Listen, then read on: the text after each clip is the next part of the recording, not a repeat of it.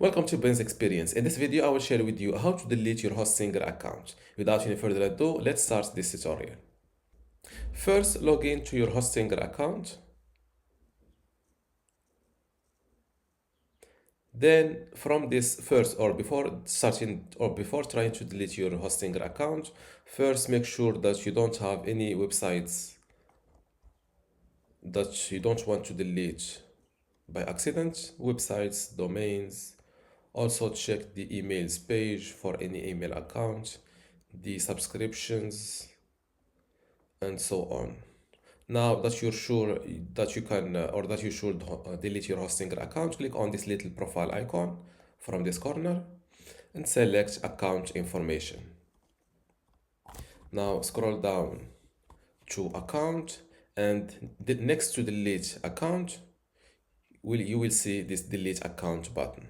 But before this, let's read this. Keep in mind that upon deleting your account, all of your account information will be deleted without the possibility of restoration. Now click on delete account. This window will pop up. All of your data will be deleted permanently. You will get an email with a link to confirm you want to delete your account. I understand that all of my data will be deleted. Click on delete.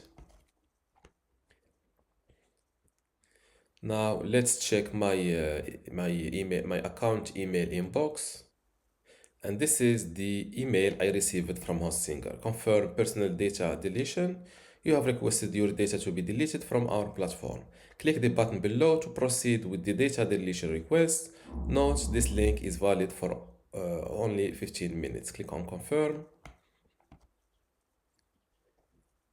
And now my Hostinger account should be deleted. To verify that if it was deleted permanently or it was deleted successfully, let's try to log in to it again. As you see, the provided login credentials are incorrect. And this is how to delete your Hostinger account. If you still have a question, leave it in the comments below, and don't forget to give this video a like. Thank you.